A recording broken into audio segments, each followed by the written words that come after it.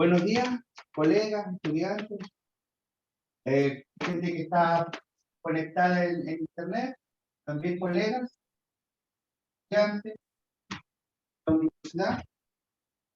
Para mí es un honor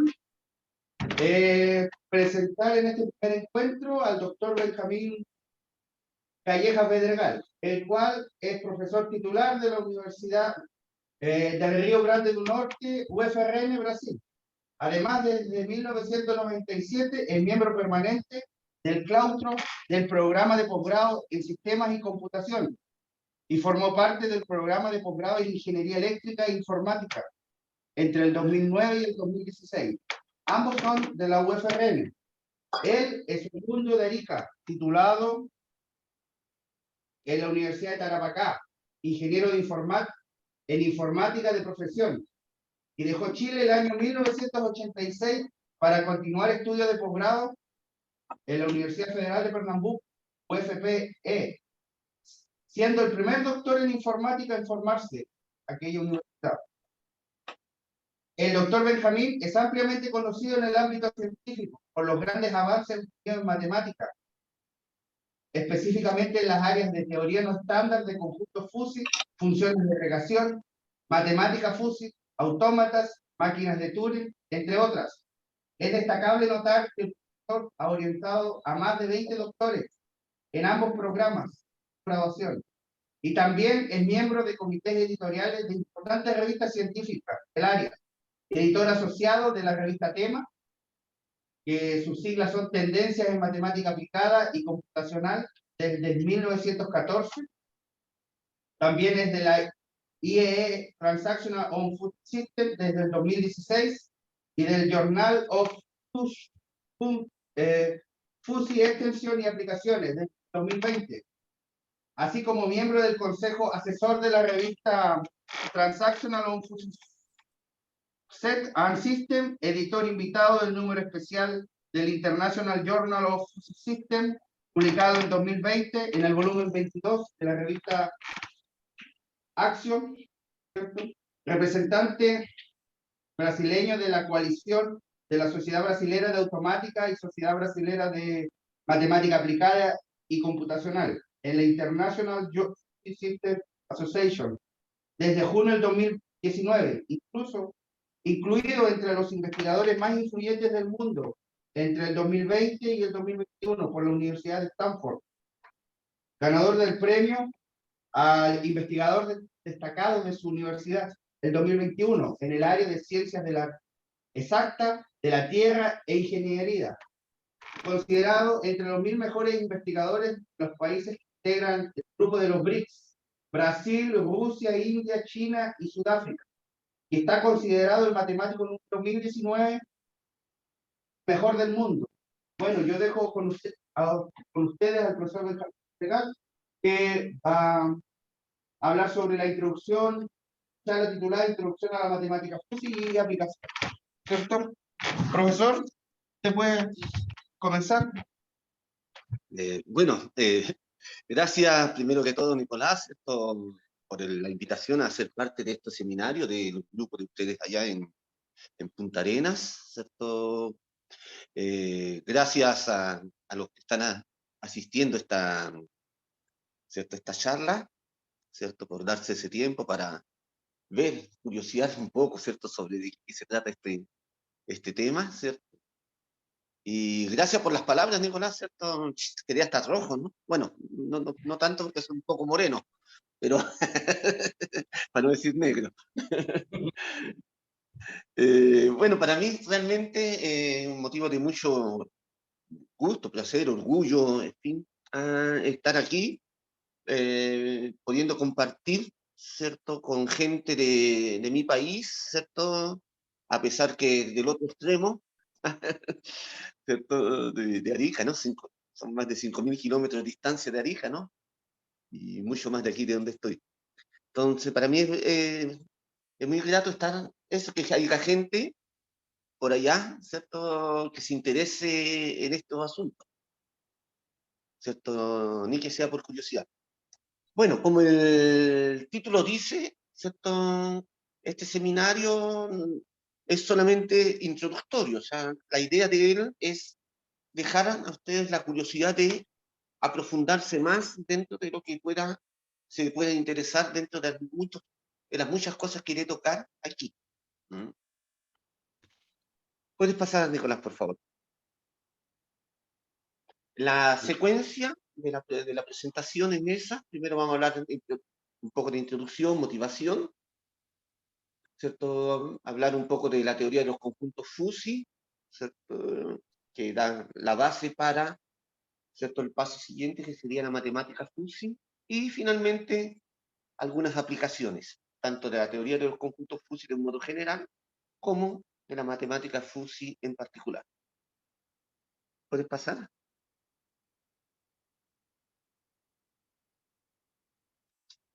Bueno, la incertidumbre, disculpen, está presente prácticamente en todos los momentos de nuestros día a día.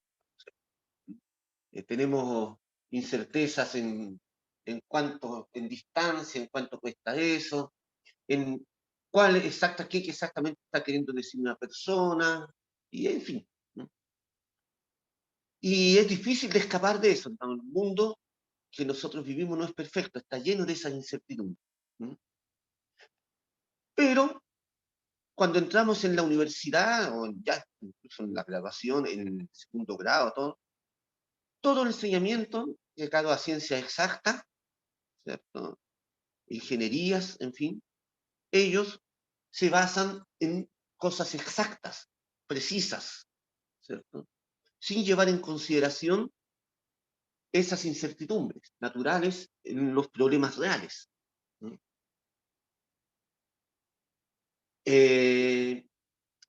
¿Cierto? A lo largo de la historia han surgido teorías matemáticas que se ocupan o que se preocupan, ¿cierto?, con algunos aspectos de estas incertidumbres. ¿No? ¿Cierto? Las tres más conocidas son la teoría de las probabilidades, que es la incerteza sobre lo que va a acontecer en un evento futuro, ¿cierto? La matemática intervalar, que,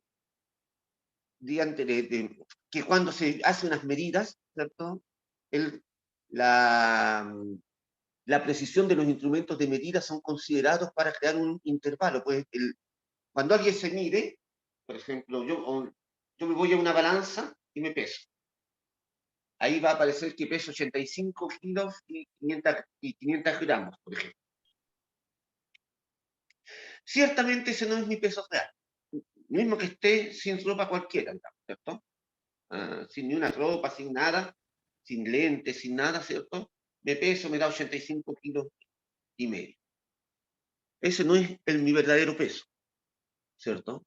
Porque el problema es la limitación, ¿cierto?, de la capacidad de representar las grandezas continuas que tienen los instrumentos.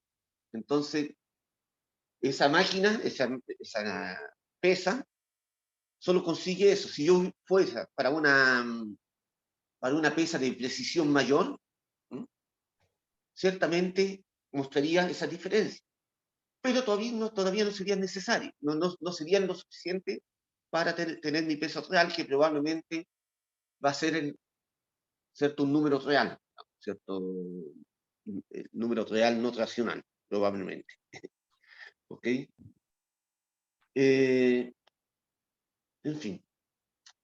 También surge, un poco después de la matemática intervalar, la lógica fuzzy, que en español también es llamada de difusa o borrosa, o nebulosa. Pasa para la próxima, por favor. Bueno, hablando un poco de la lógica clásica, o también conocida como lógica aristotélica, es un sistema lógico en el cual solamente tenemos dos valores de verdad. O es verdadero o es falso. O sea, cuando alguien afirma algo, ¿cierto? ¿Cierto? Por ejemplo, mi casa es amarilla. ¿Cierto? Entonces, eso puede ser o verdadero o falso. ¿Ok?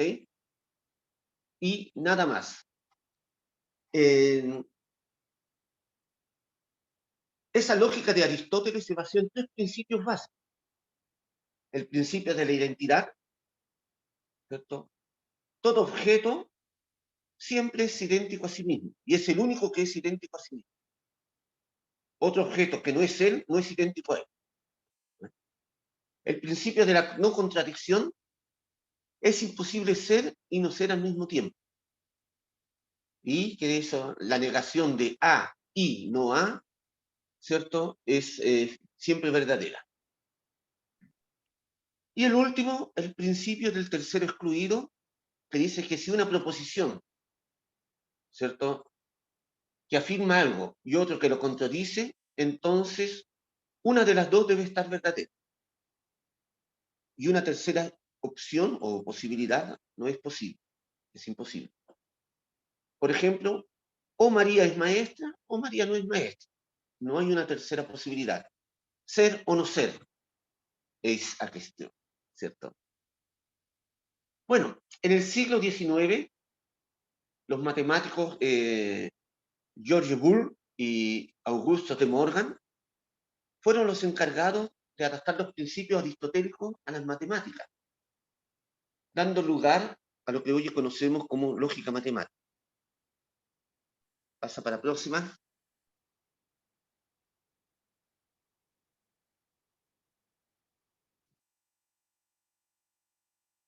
Ok.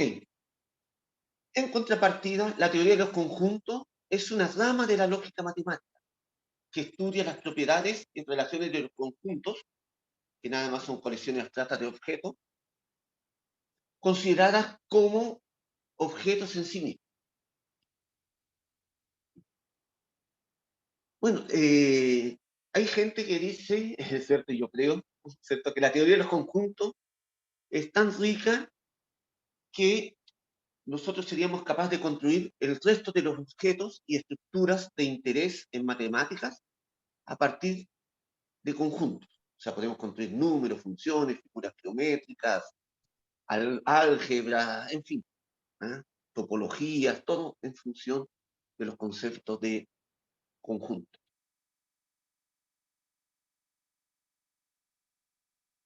Y gracias a la herramienta de la lógica es posible estudiar los fundamentos de la matemática, usando también esa teoría de los conjuntos.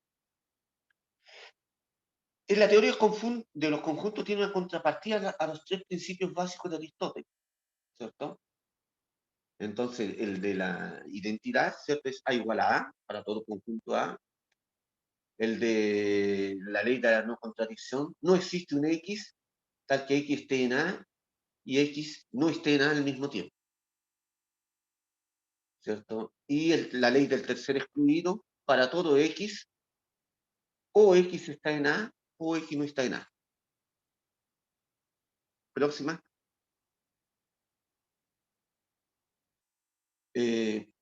Bueno, entonces la teoría de los conjuntos clásica es la base de toda la matemática moderna. Mismo así, ella presenta problemas para modelar una gran clase de problemas reales, ¿cierto?, producto de esa falta de consideración de incertidumbres, informaciones parciales, ambigüedades, etc. Por ejemplo, ¿cómo calcular la probabilidad de la U ser campeón este año? Yo sé que se van a reír, ¿cierto? Pero todavía hay alguna chance, ¿cierto?, de campeón, la Copa Chile. ¿Cierto? ¿Cuál es la chance de la U ser campeón de la Copa Chile este año? Ahí van a surgir los matemáticos, van a dar de vez en cuando, pueden decir, aparece en la tele, por lo menos aquí, la probabilidad del Flamengo ser campeón es tanto, y sale con un numerito ahí. Ciertamente esta probabilidad no es una probabilidad real.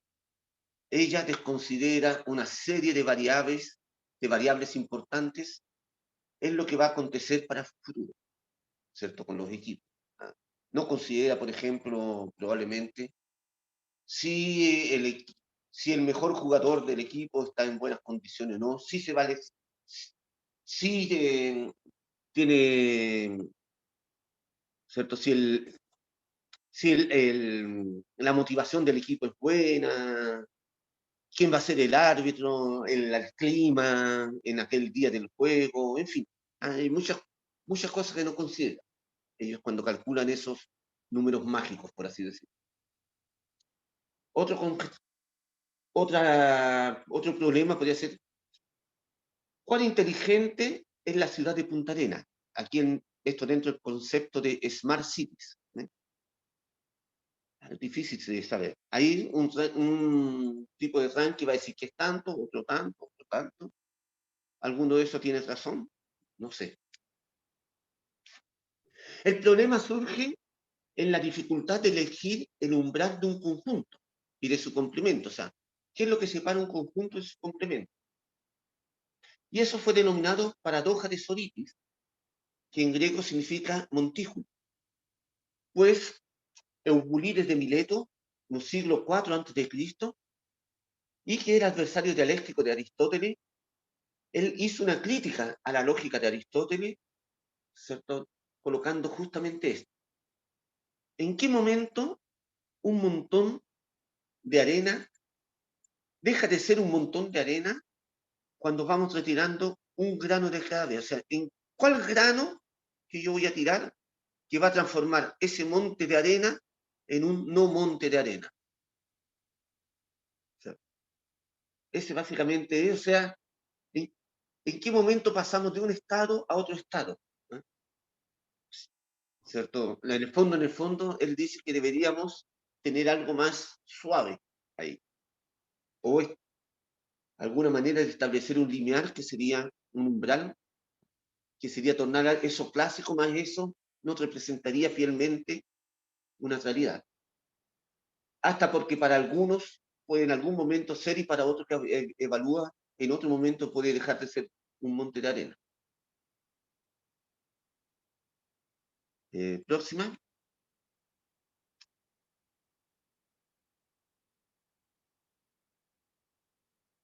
Bueno, en la teoría de los conjuntos fuzzy, esa condición es relajada, ¿cierto? Considerando un grado de pertinencia. Entonces, se le otorga un grado a cada objeto del universo de discurso para el conjunto fuzzy que está siendo modelado, y ese grado sería un valor entre 0 y 1.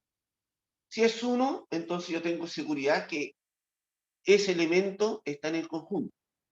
Si es 0, entonces existe completa seguridad de que ese elemento está en el conjunto. Y para cualquier valor intermediario, hay algún tipo de inseguridad o de incertidumbre sobre si él está o no está en ese conjunto.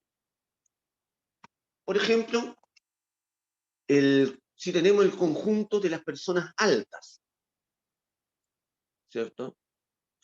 Entonces, el grado de pertinencia de la persona más alta del mundo, o de cualquier persona que mida más de 2 metros, ciertamente va a ser 1.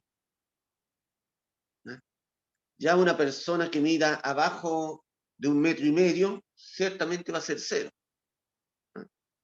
Y personas con una medida como yo de 1,75 m, no va a pertenecer al grupo completamente, ni tampoco nos va a pertenecer. O sea, yo algún grado de persona alta tengo, ciertamente menor de que uno que mide 1,80 m, y mayor de que uno que mide 1,60 m. ¿Ok? Y de esa forma, ¿cierto? Un objeto puede pertenecer a un conjunto con algún grado, por ejemplo, muchas personas altas con grado 0,5, 0,6, y puede pertenecer al conjunto de las personas no altas con otro grado, por ejemplo, 0,4, 0,3, en fin. La teoría de los conjuntos fuzzy fue propuesta por Sadeh, Loftalí Asghar Sadeh, en 1965. Pasa para la próxima, ¿cierto? Ese es Loftalí. Es el Lotfi Sadeh, que es como era llamado cariñosamente, era una de Azerbaiyán y nació en febrero del año 1921, a 101 años atrás, y falleció en Berkeley, California, en septiembre de 2017, o sea, hace 5 años atrás. Vivió bastante. Y no paró de trabajar hasta el final. Bueno, pasa para la próxima, ¿cierto? Incluso un poco más de su final. El último artículo publicado por Sater fue en 2019, o sea, 2 años después de su muerte, ¿cierto? O sea, ganó batallas igual que el Cid Campeador después de muerte. Pasa para la próxima. Ejemplos de conjuntos FUS. El conjunto de las personas altas, ¿cierto? O sea, no está claro en qué momento una persona puede ser alta. Obviamente podemos siempre decir por decreto, a partir de 1,90 m son altas. Abajo de 1,90 m no son altas. Otro puede decir, no, a partir de 1,80 m. Otro no, a partir de 2 metros. En fin. Pero el concepto de alto no está muy claro, nítido. El conjunto de los autos económicos, ¿cierto? El conjunto de las empresas sustentables, el conjunto de investimientos de alto riesgo, en fin. Ahí pregunto, ¿el conjunto de los rectángulos es un conjunto FUSI o un conjunto tradicional? Matemáticamente es un conjunto FUSI. Está todo bien definido, rigurosamente definido. En la práctica, nosotros llamamos rectángulo a muchas cosas que no son rectángulos, ¿cierto? Por ejemplo, se diseña en la pizarra una figura geométrica, un rectángulo, ¿cierto? Por más que haga con cuadros, por más que la pizarra tenga reticulados, ¿no? Retículos, ¿no? Sí, líneas, ¿cierto? Usted va a conseguir un cuadrado, un rectángulo perfecto. O sea, que las líneas sean rectas primero, ¿eh? Que sean paralelas entre sí y los ángulos internos 90 grados. Ciertamente no va a ser, ¿cierto? Entonces, ahí llamamos, por ejemplo, igual las pelotas. Una pelota de fútbol llamamos que es redonda. No es, probablemente no. Ciertamente no es. Ok. Pasa para el próximo, por favor. Ahí tenemos la representación tradicional de conjuntos clásicos o CRISP, como es llamado en el contexto de los Caripusa. Y del otro lado, ¿cómo sería un conjunto FUSI? Con un medio más concentrado y él se va diluyendo, diluyendo, diluyendo, hasta confundirse con el fondo. Próxima. Matemáticamente, un conjunto FUSI sobre un universo U nada más es que una función de U en el intervalo cerrado 0,1. Y A de X significa, ese es un valor entre 0 y 1, sería el grado con que X pertenece al conjunto FUSI A. El conjunto de todos los conjuntos FUSI sobre un conjunto universo U es denotado de esa manera, F de U. Y es cuando los objetos del universo pueden identificarse con algún tipo de medida, kilos, metros, horas, en fin, representamos ese conjunto A como una curva en el plano cartesiano limitado por 1 en el eje Y. Por ejemplo, pasa para el próximo, por favor. Ahí tenemos algunos conjuntos FUSI, ¿cierto? Basados en valores reales. Por ejemplo, barato, 200 pesos, eso no es barato, eso es regalado, ¿no? Pero bueno, debe estar muy ultrapasado. No deben ser en dólares. Ok. Cerca del trabajo, ciertamente eso está medido, el eje X está medido en metros, ¿cierto? Bueno, en el metro tampoco, no, 100 metros es muy, muy poco, debe ser kilómetros, no sé. Muy adecuado, caro, lejos del trabajo, poco adecuado, precio medio, en fin. varias cosas, varios conjuntos FUSI pueden ser descritos de esa manera. ¿Ya? Y observen que tenemos varios tipos de figuras, unas más curvas, sinusoidales, otras lineares. Ok, próxima.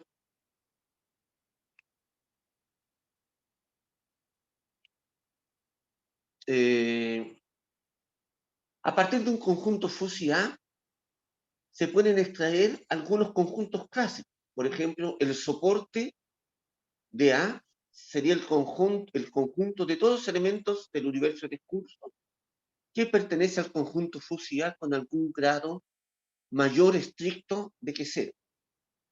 Ya el núcleo de A es el conjunto de todos los elementos que pertenece al conjunto FUSI A con un grado 1, o sea que están absolutamente en A. Y dado un alfa entre 0 y 1, pero diferente de 0, el alfa corte, ¿cierto?, de A es el conjunto de los elementos del universo que pertenecen a A con un grado mayor o igual a ese alfa.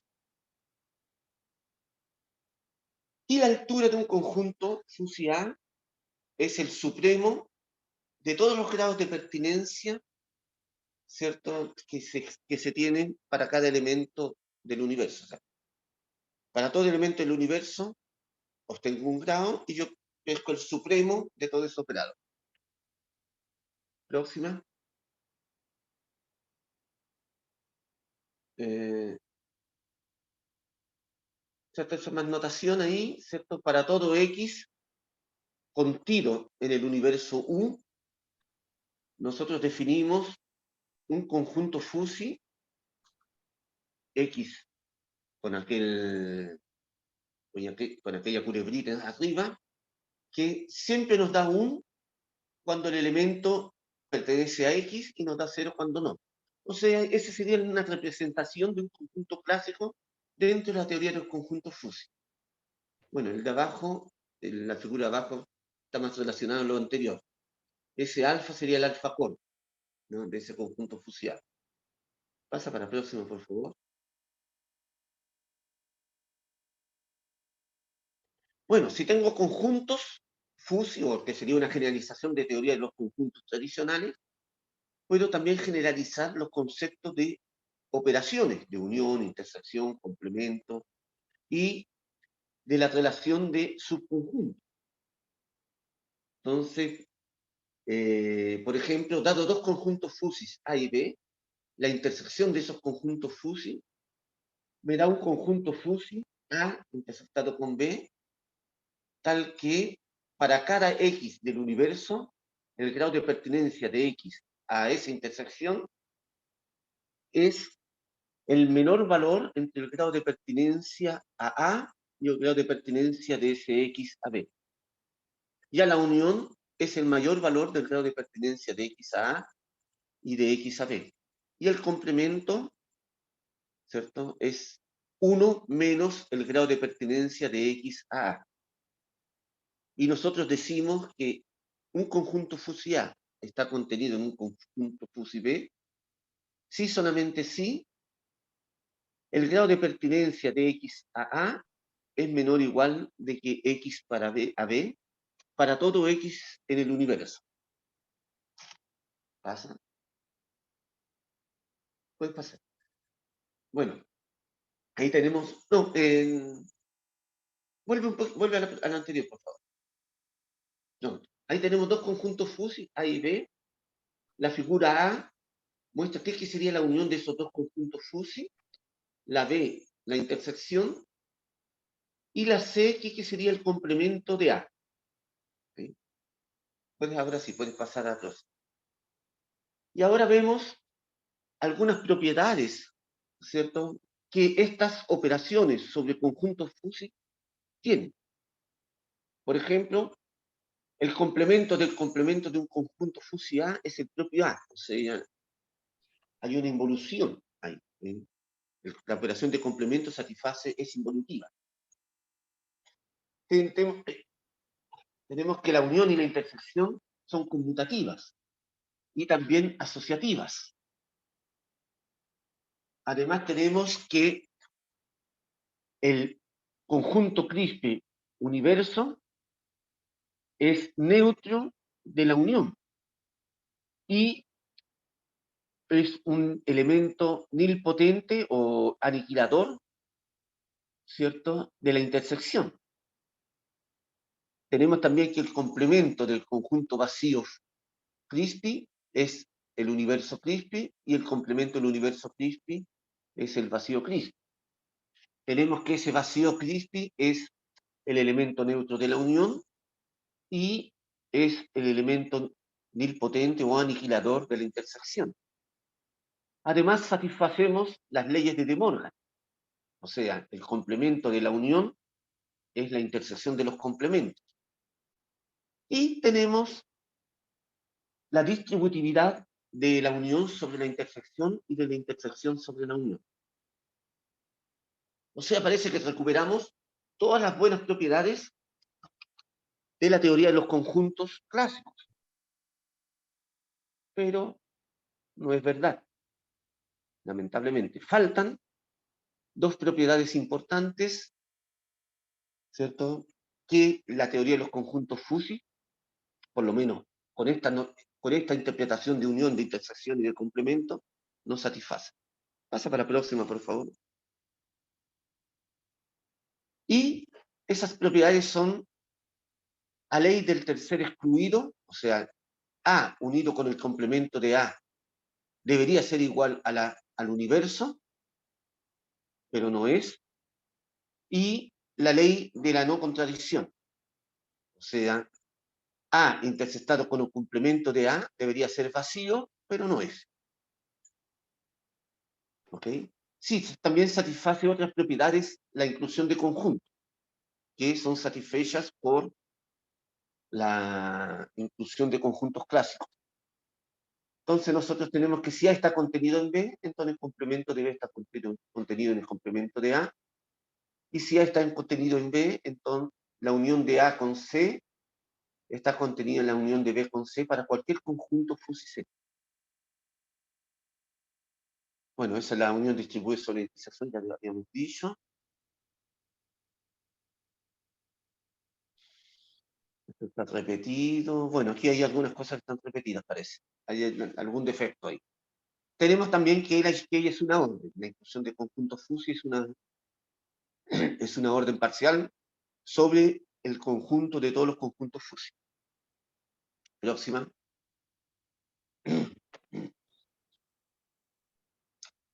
Dado dos...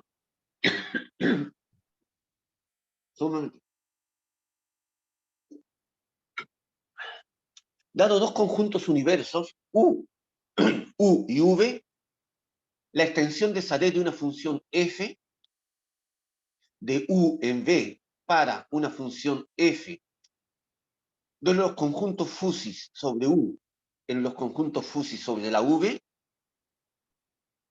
¿cierto? Deberías hacer eso. Entonces, dado cualquier conjunto fuzzy A, f de A debería ser el conjunto fuzzy en V cuya función de pertinencia es Saré.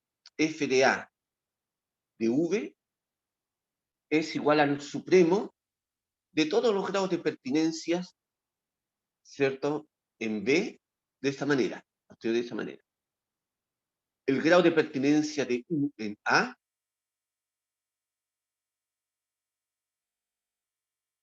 tal que f de U es igual a B para todo B perteneciente a B. Y aquí, bueno, ¿ok? Sería básicamente eso. La idea es transferir la noción de una función en conjuntos universos para conjuntos fuzzy. Eso va a quedar más claro con las operaciones de aritmética. ¿Puedes pasar para la próxima, por favor? Por ejemplo, si consideramos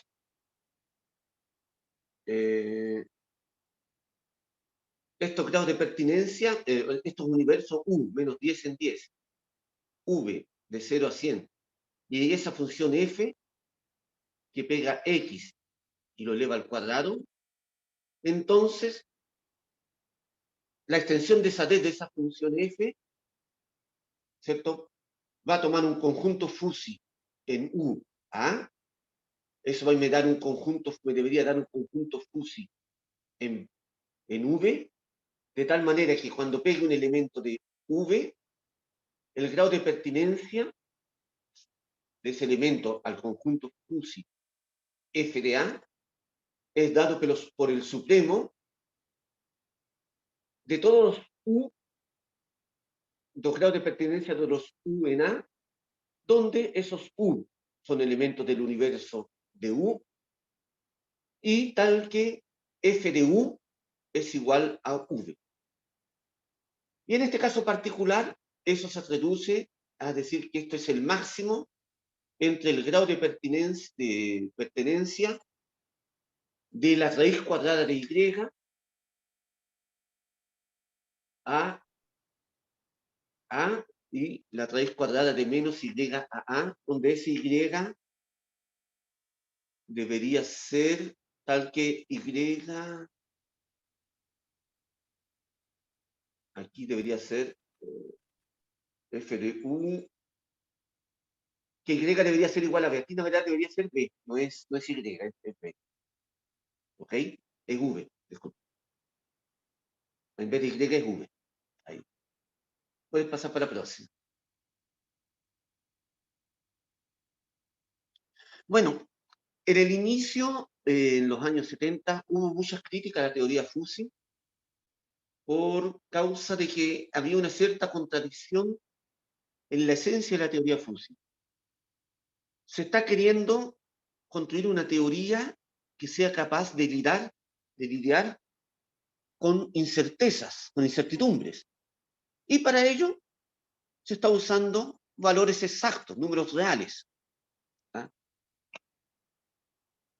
Y por eso surgieron alternativas para teoría Fusi donde vamos aumentando el tratamiento de incerteza. Entonces, surge en 1970 la teoría del conjunto Fusi tipo 2, en que el grado de pertinencia, en vez de ser un número entre 0 y 1, es un conjunto Fusi en el universo 0-1. Para decir que es un grado donde yo tengo también una incertidumbre de cuál grado es de pertenencia.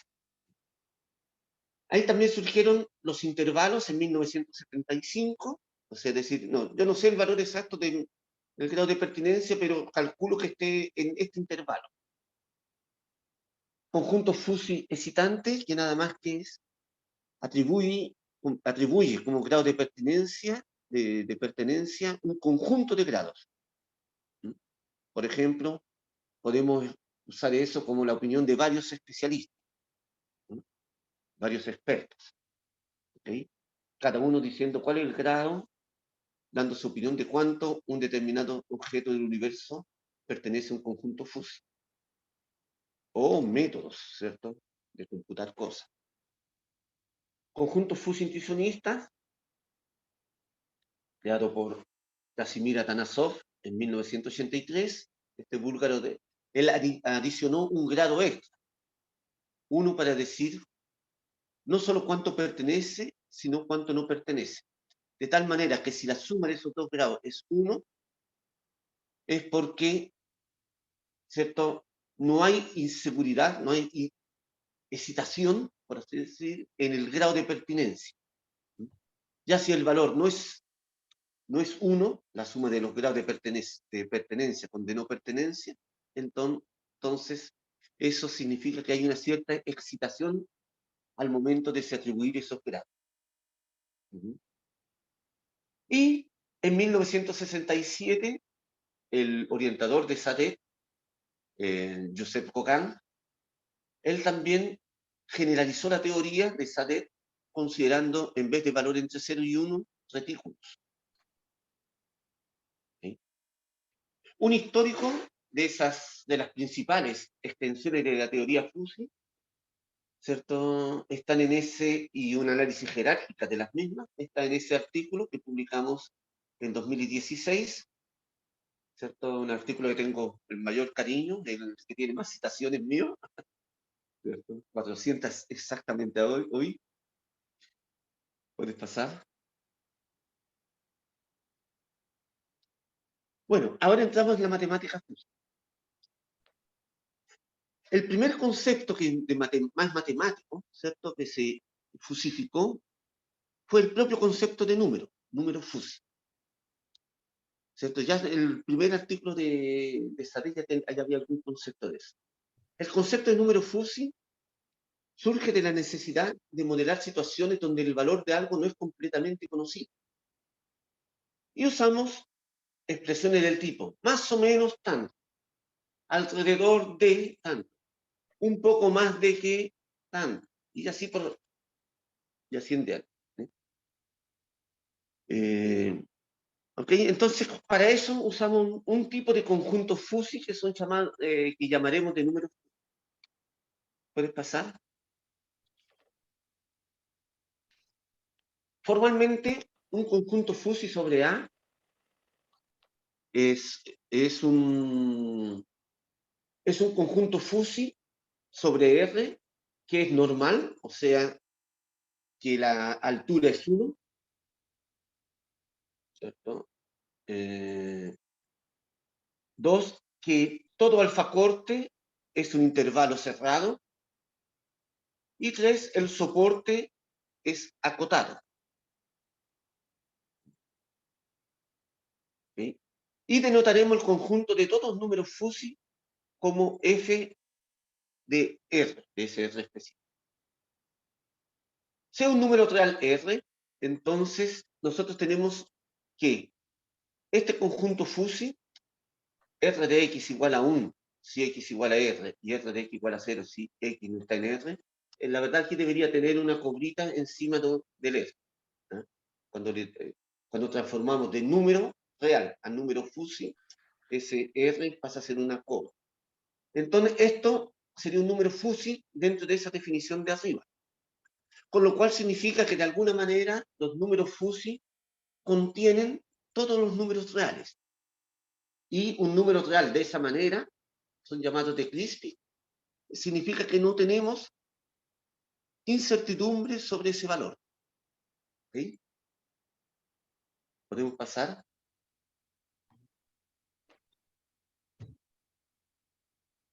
Dada una operación aritmética, suma, resta, multiplicación, división, ¿cierto? Nosotros podemos transformarla en una operación sobre números fusi usando el principio de la extensión de Saré. ¿Okay? De esa manera ahí. Obviamente en el caso de división por 0, en el caso de división tenemos que tener cuidado de no dividir por 0. ¿Okay? Y por eso pedimos que el soporte de B, del conjunto fusi, del número fusi que está dividiendo, no contenga 0. Lamentablemente los números fusi con esta aritmética pierden muchas propiedades. Ellas no son un cuerpo, ni mucho menos. En particular falla que A menos A sea igual a 0 y A dividido por A sea igual a 1. Eso no se cumple. Solo se cumple si los números fusi son crispy. Próxima. ¿Y cuál sería un orden razonable para los números fusi?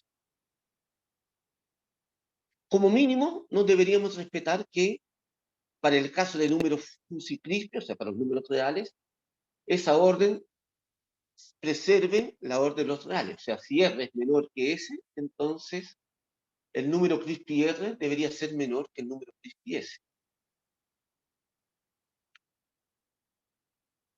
Y también, si el soporte de A es menor, el supremo del soporte de A es menor que el ínfimo del soporte de B, ¿cierto? Entonces, el número fusi A debería ser menor que el número fusi B. Y una más general, nosotros podemos tener algo de esa manera como ilustra en esa figura. ¿Puedes pasar?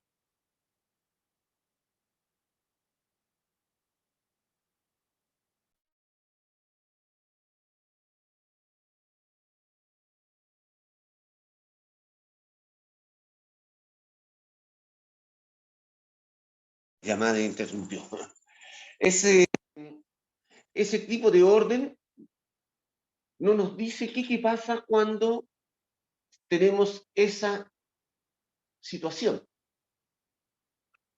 Ahí surge la tesis de Nicolás, trabajó mucho con eso, ¿cierto? En el concepto de órdenes admisibles, y que tenemos ese artículo publicado en una de las revistas más importantes del área.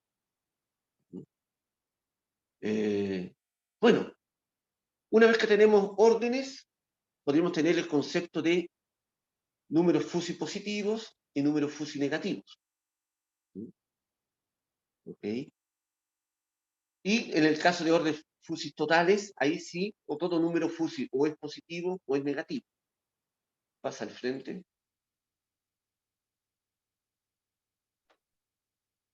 Bueno, existen varias teorías relacionadas con matemáticas, ¿cierto? O dentro de la matemática, que fueron fusificadas, o sea, fueron transformadas, fueron vistas, o qué pasaría si usamos incerteza Fuzzy. En particular, la probabilidad Fuzzy fueron considerados eventos Fuzzy, o sea, los eventos, en vez de ser algo bien concreto, hay una cierta nebulosidad sobre ellos. ¿Sí? Y las probabilidades Fuzzy nada más que son números Fuzzy cuyo soporte está en el intervalo cerrado 0 y 1. Tenemos conceptos como espacio de probabilidad como siendo una tripla. ¿Sí? De esa manera, ese concepto clásico puede pasar al frente. Y en el caso de Fuzzy, un espacio de probabilidad sería algo así. ¿Sí? Donde omega es dado por n valores entre 0 y 1, de tal manera que UP, la probabilidad de omega 1, omega i, es igual a un número Fuzzy P de i, tal que el soporte, obviamente está contenido en 0, 1, eso es redundante. Así, por lo que habíamos dijimos ahora poco. Y la suma de todas esas probabilidades, de esos PDI, es igual a 1 para algún PDI perteneciente a PDI 1. PDI 1 es el soporte no, el núcleo de ese número Fuzzy PDI. F de omega es el conjunto de todos los conjuntos Fuzzy de omega, que son eventos Fuzzy aleatorios. ISP, a probabilidad de P con un conjunto Fuzzy sobre omega, y lo transforma, o sea, un evento Fuzzy, en otras palabras, y lo transforma en un número Fuzzy. De esa manera que está ahí. Quien si quiera profundizar más sobre eso, existe un libro solo dedicado a eso, que es el libro de probabilidades Fuzzy, du Bucle, que fue publicado en 2003. Próxima. Tenemos también álgebra Fuzzy, en particular grupos Fuzzy. La noción de grupo Fuzzy fue introducida en 1971 por Rosenfeld, ¿cierto? Y en él se coloca eso de ahí, sea G, sea esa estructura algébrica, G con una operación de tipo 2 y una operación de tipo 1, un grupo. Un conjunto Fuzzy A sobre G es un grupo si para todo X e Y en G, el grado de pertinencia del producto de X con Y a es mayor o igual de que el mínimo de los grados de pertinencia de X a A y de Y a A.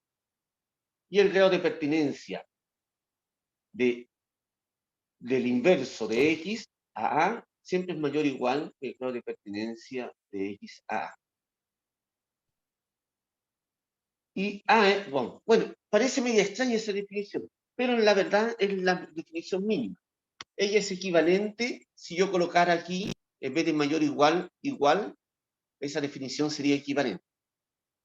¿Ok? Es posible probar eso. Quien tiene curiosidad me puede consultar, que yo le muestro cómo se prueba eso. Podemos tener grupos abelianos, por ejemplo, grupos Fusi abelianos. Entonces decimos que A es un grupo Fusi abeliano si el conjunto base, el G, el grupo que la originó, es un grupo abeliano. Y además, el grado de pertinencia de X veces Y a A es el mismo que de Y veces X a A. ¿Cierto? Un libro sobre eso, sobre el grupo Fusi, es ese de Mordison, con Rosenfeld y un tal Botani, de 2005. Obviamente también existen varios artículos publicados en esas investigaciones. ¿Pueden pasar?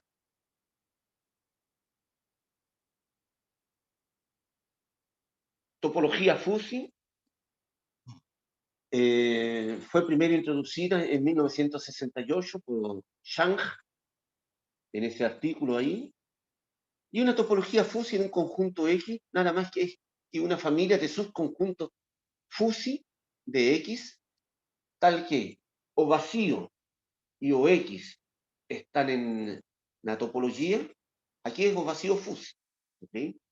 Y o conjunto universo Fusi. La intersección finita de abiertos está en la topología, siempre que esos abiertos hacen parte de la topología, y la unión arbitraria de abiertos Fusi es abierta. ¿Okay? El par X tau, donde tau es una topología Fusi sobre X, es llamado de espacio topológico Fusi. Obviamente de esa definición surgen definiciones de continuidad, compacidad, axiomas de separación, espacios métricos, bases, en fin.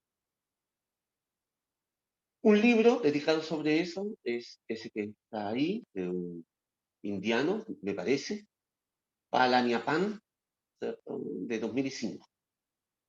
¿Okay? Hay otros sobre topología Fusi. Pasa para la próxima, por favor.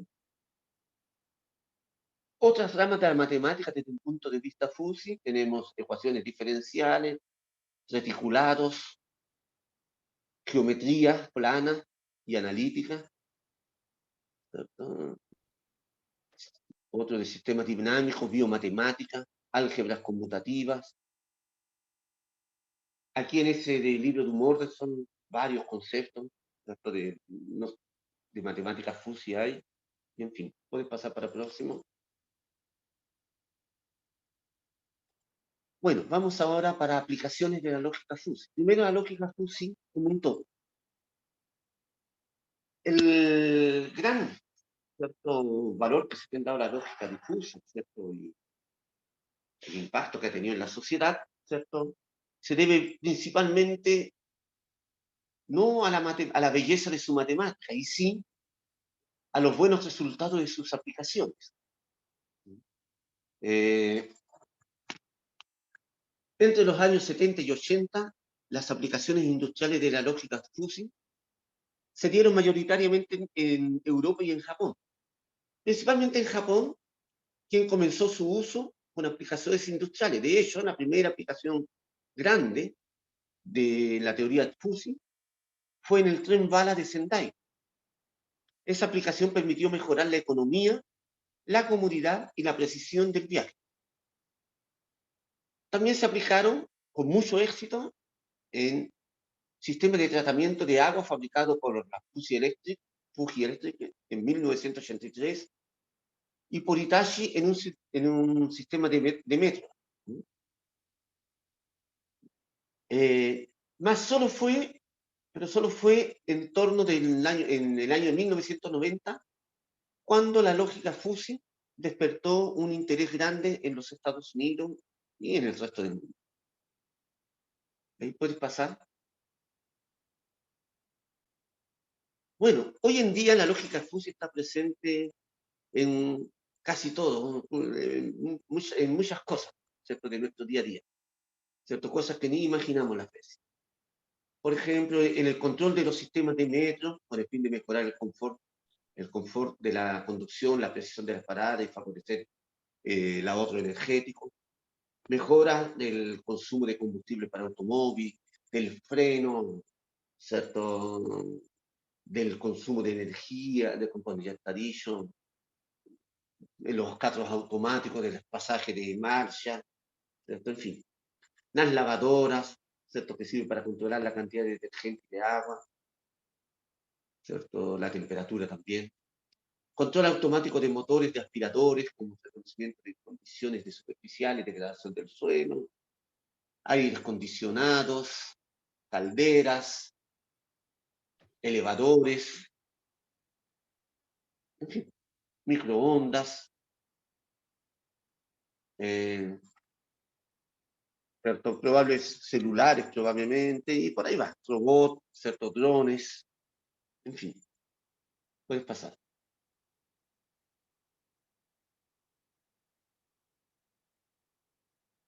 Bueno, en el año de 2009 di una charla en Arica, mi ciudad natal. Y yo no me quise hospedar en el hotel que me ofrecieron, me hospedé en mi casa, ¿no? En la ladera de mi casa, ¿no? Y ahí, cuando fui al baño de mi casa, ya estaba la vieja lavadora de mi madre. Y miren ahí, ¿cierto? Lo que se ve. Fuzzy Logic, 5,5 kilogramos, ¿cierto? Mi mamá falleció en 2002, ¿cierto? No sé de qué año es esa lavadora, debe de ser de los años 90. Y ahí está. Yo me acuerdo también que yo había visto en algunos lugares Fuzzy Logic en microondas aquí y en autos, Fuzzy Engine, decían. Y de esa manera, digamos, y ellos, ¿qué significaba eso? Que en alguna manera ellos consideraban lógica Fuzzy, y ellos creen que colocando eso allí iba a vender mucho, digamos, ¿no? ¿Cierto? Iba a decir alguna cosa importante, pero la gente no sabía ni qué era eso. Ah, yo de hecho le pregunté a mi sobrino, que es ingeniero electrónico, ¿cierto? Sobre eso, si él sabía lo que era lógica Fuzzy, y él no sabía en la época. ¿Mm? Ahora sabe, ¿cierto? Pero él me dijo que incluso me alertó que la lavadora tenía un programa que se llamaba Programa Fuzzy, y que él una vez por curiosidad, ¿cierto? Lo colocó, esa lavadora, y el lavado, según él, quedó mejor de lo que él lo sintió mejor que los otros. Bueno, hay que convenir que mi sobrino no es experto en lavar ropas, ¿no? Entonces, no sé si realmente es verdad que dio mejores resultados, ¿eh? Pero lo cierto es que está ahí, un producto con una tecnología Fuzzy explícitamente colocada. Hoy en día, ¿cierto? Ya nadie coloca porque la gente no sabe lo que es eso. ¿Mm? ¿Ok? Si colocas inteligencia artificial, ahí yo creo que ya la población ya sabe. Ok, pueden pasar. Bueno, también tenemos aplicaciones directas de la matemática Fuzzy. Por ejemplo, en ese libro, tu Hans, ¿cierto? Son ilustradas aplicaciones de la aritmética Fuzzy en las ingenierías mecánicas, geotécnicas, biomédicas y de control. Puedes pasar.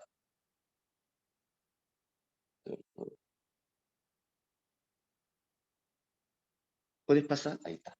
No, ahí, ese está bien. Por ejemplo, hay un capítulo dedicado solo para ingeniería mecánica, donde presenta 4 aplicaciones. Una para simulación y análisis e identificación de conexiones de juntas estructurales. No me pregunten qué es eso, no es mi... ¿Cierto? Análisis sensitiva Fuzzy. Y aquí deja solamente subir una cosita, me está dificultando la visión. Eh, un análisis sensitiva Fuzzy de una placa ortotrópica, función de respuesta de frecuencia de una placa sujetada también, y simulación y análisis de la vibración de una tapa de la tapa de un motor. Y todo eso está en un capítulo. Un otro capítulo para ingeniería geotécnica, donde muestra, por ejemplo, que aplicaciones de la aritmética Fuzzy en el flujo de contaminantes